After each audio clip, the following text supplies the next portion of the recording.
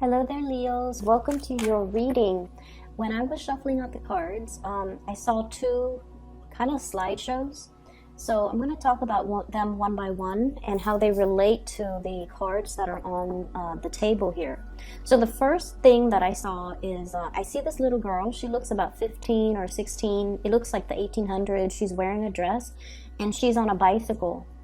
So she hiked up her dress to be able to sit properly on the bicycle so that the dress, the hems of her dress, doesn't get caught in the spokes and the wheels.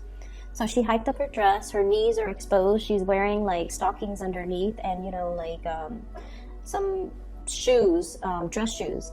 And she is just really happy with this new bicycle. So she's riding all over the village and she's going through a dirt road. And it looks like it recently rained, so there are puddles of water, rocks. So it's an uneven dirt road with a lot of mud, but she doesn't care. So she's riding through it, and she got mud like all over, her dress. It kind of like got into the tires, and then it splashed back on her clothes, on her hair. And she doesn't mind, like she's having a really good time. When she got home, her mom saw her, like her knees exposed and dirt all over her. Her mom gave her a scolding.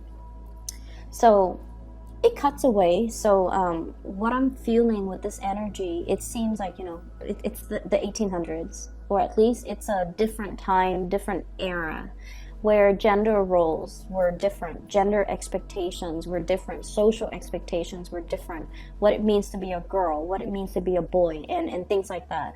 So her mom is sort of chastising her, like, you're a lady, you're 15, you're almost, marriage age. You're supposed to be more ladylike. You're not supposed to be a tomboy. So I feel like there are definitely societal, social, gender role expectations, or something that is, imposed by other people onto you. And it feels almost like you have outgrown it. And you feel like it's restrictive, you feel like it interferes with your life, you feel like it's interfering with your ability to really live your life and enjoy your life. So I see many of you going through this stage where you are really questioning, you're questioning, what it is that's making you really happy and why you're not able to pursue it. Okay, that's the main thing. And I feel for many of you, it could be, if you're on the younger end of the age spectrum, it could be, family expectations. You're supposed to go to school, you're supposed to be a doctor, you're supposed to be a lawyer, you're supposed to be ladylike, women are supposed to behave like this, men are supposed to behave like this. And, it's everything seems like, or the people around you seem very, very reputation conscious, okay? If you're a little bit older, like if you're, for example, in your 20s, people around you might be like, oh, what did you do before this? Or what school did you graduate from? And it seems almost as if they care about these things more than you as a person. Like they care about what school you graduated from, where did you get your degree, where did you get your education, who are you connected to. So it's like very reputation conscious. Okay, so the environment that you're in, you feel almost like it's either very narrow-minded, or you feel that people care about all of these superficial things that don't really, at the end of the day, don't really have a lot of substance, don't really have a lot of meaning. But nonetheless, they care about these things. And so I see many of you following, and you guys are like a very fierce sign. You're not one to follow the herd.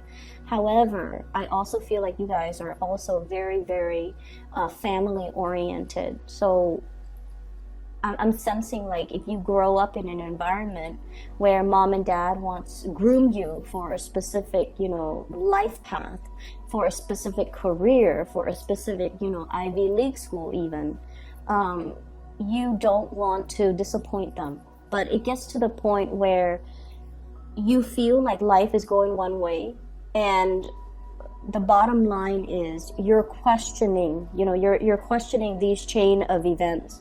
You're questioning the choices that have led you to this very moment, and you're also questioning whether or not you're just kind of like, going with the tide, or whether or not you are conscious or consciously making these decisions because they make you happy, or whether or not you are making these decisions or living a specific life path to appease other people, or it's because something that, you know, it has always been done, tried and true. And so you kind of like took it as gospel and you didn't question it. So I see this major awakening, this major epiphany coming into the picture. Crossroads as well. Am I still happy with it? Is this all there is to life? Is this something that is meant for me? Or is this something that I just kind of found myself walking this path? But is there other, you know, like, are there other things out there for me that can bring me more emotional fulfillment? Okay, so I see all of these question marks kind of popping up when I shuffle your cards. And I feel like the energy can be very, very liberating if you're looking to break out and you know, go out into the world and make your mark on the world. And then on the other hand, I feel for others of you who are a little bit more status quo oriented. I also feel like some of you are a little bit scared of these changes that are coming through, things that are outside of your control, or things that you have always known to be true. All of a sudden you're reassessing. Okay, first of all, the way this energy is coming out, this is a card that really drew my attention. Your ship's coming in, something that you have really, really, really waited for a very long time. I usually think of this as like a big opportunity, study abroad, going overseas to do some type of research work for some of you, because that did come through. So for example, you might be studying to be, you know, like a doctor, right? And you're like, oh, I'm just gonna be an MD, just like a general practitioner. And then you take a course and then you're just like, you know what, maybe I want to do public health. Maybe I want to go to like, you know, pandemic zones and study like cultures and do microbiology or do epidemiology and study the transmission of diseases. And maybe I need to go to more of a tropical area or go overseas to a place where access to medicine might be very, very scarce. So your family might tell you, you know, family expectations here. You're going to be a doctor. You're going to be like, you know, either a general practitioner, or you're going to be a surgeon, and you're going to work in these really posh, high-end, either private practice or in a very, very prestigious hospital. And your life is going to be all set. And you're just like, actually, I really want to get into this because I want to help people.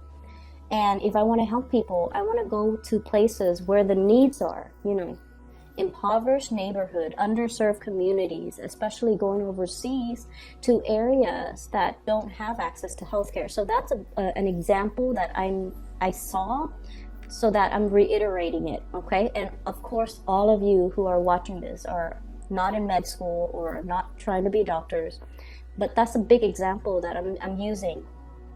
Mainly because I feel like you're being groomed for something and it's making you happy, but you're also questioning whether or not you can do something else that is more meaningful. So I see this conflict coming out. On the one hand, you are very, very happy, but on the other hand, you're almost operating from the Aquarius spectrum, where you're wondering, like, what is my contribution to humanity? At the end of the day, it's not so much about what I want, what's making me happy, but how can I share my gifts with the world? How can I make things better for other people? So you're going through a little bit of a soul searching. What's really, really making me happy? Can I really, really be happy when the rest of, you know, humanity is really suffering? So I feel this major maturation process happening here with Leos. And I also feel like you're plugged in, okay, to this collective consciousness, where on the one hand, your life might be really happy and dandy. But on the other hand, if you see, you know, poverty and homelessness and just people struggling to get by, there's an element about you where you want to share your resources in order to make life, even temporarily, because you're not naive, okay? So share your resources, share your skills, share your knowledge to make things better for other people. Some of you are rethinking like a major career path, and I definitely feel like something from like a private arena to more of a public servant. That's what I'm feeling. So I feel like, for example, if you're a psychiatrist, if you're a doctor, you're thinking possibly going, packing up your bags from private practice. Even if you're a lawyer, private practice, going to be like a public defender, or work in a more public environment where you're helping a lot of people. So you do want to, on the one hand, really serve humanity, but you also like, you're happy where you are. I don't feel like there's problems with this 10 of Cups here. You're very happy and you feel very blessed with everything that you have achieved and everything, all the good things that are coming your way. But on the other hand, it's almost like you can't really sleep at night if there are people struggling out there in the world, okay? So that's what I'm sensing. The second image that came through for you, and it's really weird, and I don't know why, I'm not seeing people, but I'm seeing animals. And the animals have, human characteristics, like human behaviors. They look like animals, but and I don't know why my guides don't show it in terms of a scene with humans, but let me just relay the message. So there's this nest, it's in the tree, and there are 3 little birds that have hatched from these eggs, and the mother is there. So there's a nest in the tree, there are 3 little birds, and the mother bird, the female bird, is there as well, watching over her 3 kids. And then the dad bird comes back. He has like worms and grubs in his mouth, and then he feeds the kids. And then the mom and dad seems like they're bickering. So then the dad was all like, okay, I've done my part, I've fed the kids, now I'm gonna go off and play. Okay, so that's like the image that I'm seeing, and that's why I question, like, why don't I see humans? Like, why isn't it just the mom with the kids, dad comes home, gives them money, and then takes off? So what I'm feeling here is a situation where 2 people potentially could be staying together because of obligation, okay? Because of expectations from other people, because they're trying to keep the family unit intact, because both of these people have specific roles that are assigned to them, okay? So one person could be in charge of taking care of the kids, the other one is like, bringing home the bacon, bringing home the money. And I feel like there is even a concept with like power differential in the relationship, where the person that works, or the person that earns money, or the person that earns more money in the relationship feel like they control the relationship. So there's an element of control here that is very deeply rooted in this spread. And I feel like you're at a point in your life where you want to be on your own. You want to be self-sufficient. You want to not have to depend on other people. So, if someone is like helping you pay for tuition, for example, and they want you to only study certain things, or, graduate with a certain major, I feel like you're starting to feel the pressure, or you're starting to feel that, there's strings attached in this union, or there are strings attached in this give and take.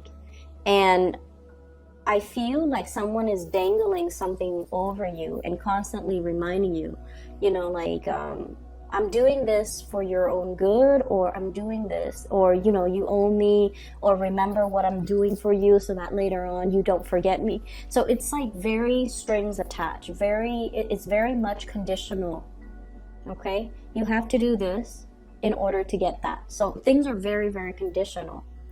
And I'm starting to feel like you're feeling the weight of it. You're feeling like there is no free lunch.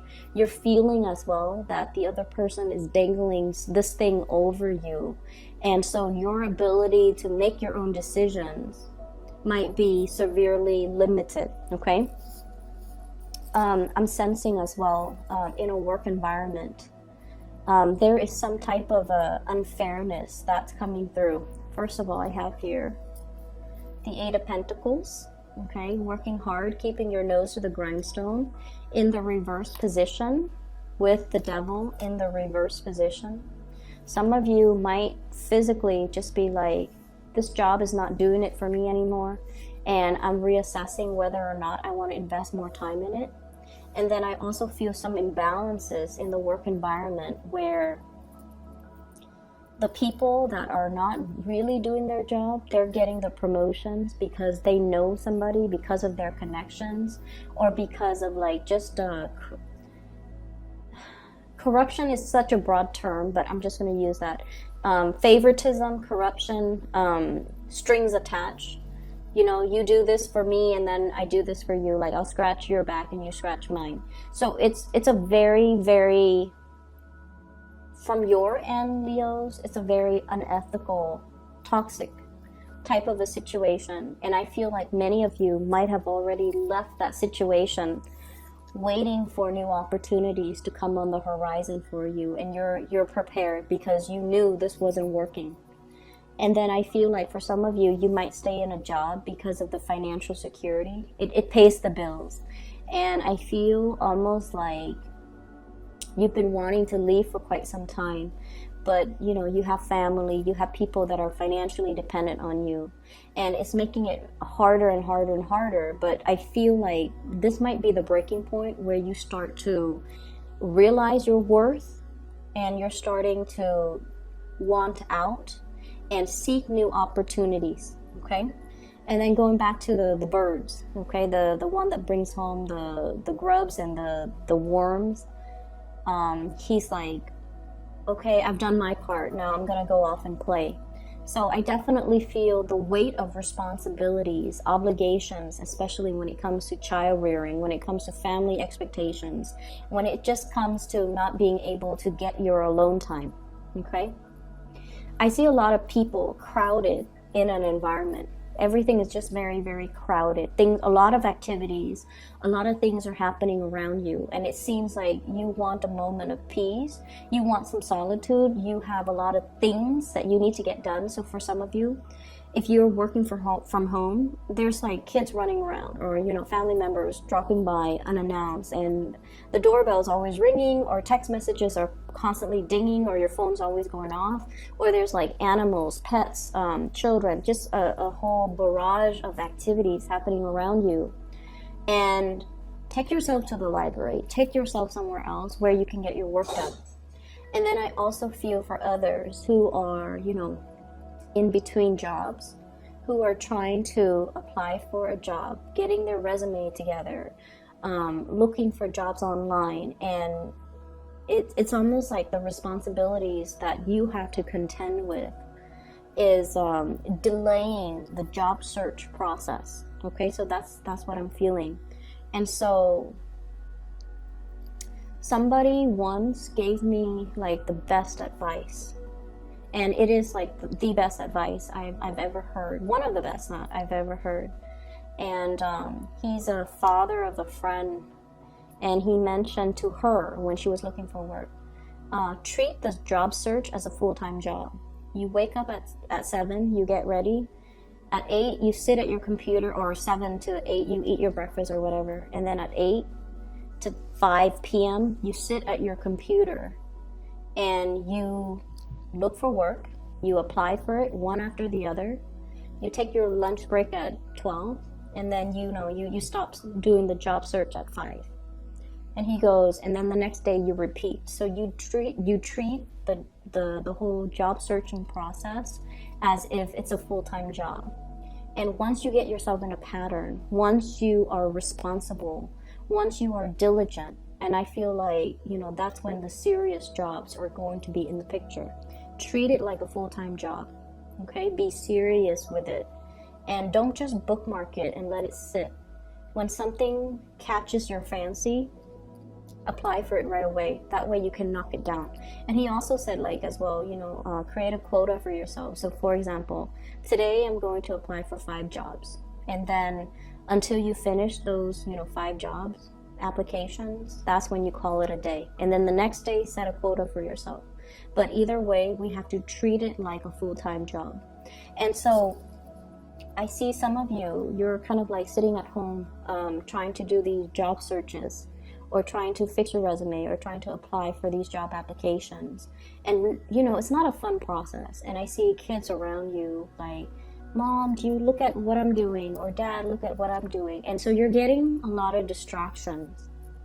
And so, block out some time, go to the library, go to a coffee shop with like internet, and try to take care of things from your end. And don't feel guilty that you kind of need to, be away from people. There's nothing wrong with that. You need to do what you need to do to take care of yourself first, and then, resume your life after. Okay, so that's what I'm feeling. And I do see money being a little bit of an issue for many of you. So I have here the 8 of Pentacles. Whatever that was stably coming in is no longer coming in. And then we also have as well the 2 of Pentacles. This is kind of like making ends meet. Usually piecing together a few part-time jobs in order to get by, in order to make rent, in order to pay the bills at the end of the day. There's a lot of assistance coming through from family members and loved ones. I do sense that. But I feel like, while we're in this space, it's really, really, it can feel really disheartening. Okay? I do sense that. It can feel very disheartening. But they're really telling you not to cut corners and do things the right way. I have here the Wheel of Fortune. Things are going to come into the picture in divine timing. It's in the reverse right now, and so it requires a lot more discipline, a lot more diligence, and a lot more consistency from your end.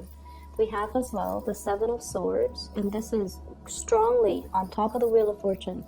Do not cut corners. Do not take the easy way out.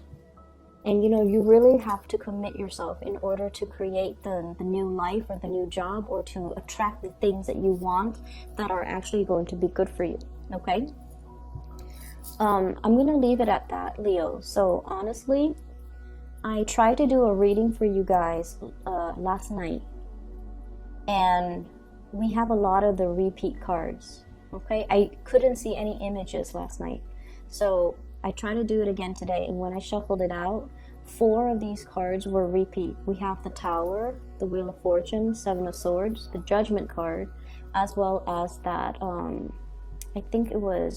it actually was the 7 of Pentacles that came out, waiting for a situation. But now you're no longer waiting, your ship is coming in.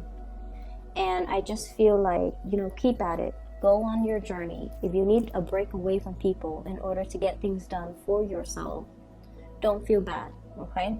This is more about breaking out of the norm, or breaking out of the mold, and finding yourself, and finding whatever it is that really strikes your fancy, something that you want to do, even though other people have different expectations of you.